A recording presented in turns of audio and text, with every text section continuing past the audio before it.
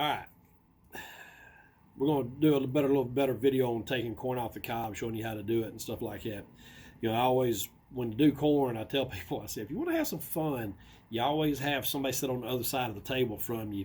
And then when you go to taking corn off the cob, because most people, when they do corn, they hold their corn cob up straight up and down, and then they'll hack at it like this right here as you go down. And when you do that, your corn flies off, juice shoots everywhere. And so you just cover the people that's sitting on the other side of the table from you. But with our knife, the way you want to cut corn is, obviously it's a little bit different. Just remember, you want to hold your knife, thumb and index, loose grip, so you're not holding it real tight. Put your corn on an angle like this right here, about 45 degrees or so. And you want your knife almost straight with your corn. Whereas you're used to doing it like this, you want to hold your knife almost straight, and you want to travel from this point to this point across the corn as you go down. So don't try to just push straight down, but you want to move it across. And as you do that, see, it just slides it right off without popping it and sending it everywhere. And then you can make a couple of cuts. If you go all the way to the cob one time, then you want to come back and make a second cut. You ever had a knife that you can make 2 passes on your corn and leave it there?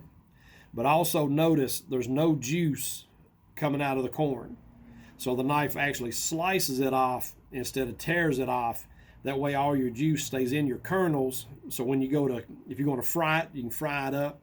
Or if you're going to freeze it, all your juice will be in your corn frozen instead of having to cut it, hut it down, pour it back into your bag. But just hold it on an angle, knife almost straight, and just slide the knife right across. You don't want to fight the knife. Like I said, the more you relax, the more you have fun with it, the better it works.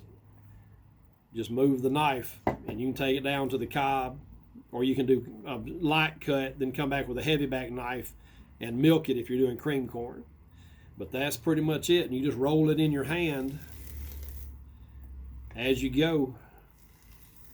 And of course, you're guaranteed to hit your fingers a couple of times. When you start out doing this, you'll knock the tips off probably here or here.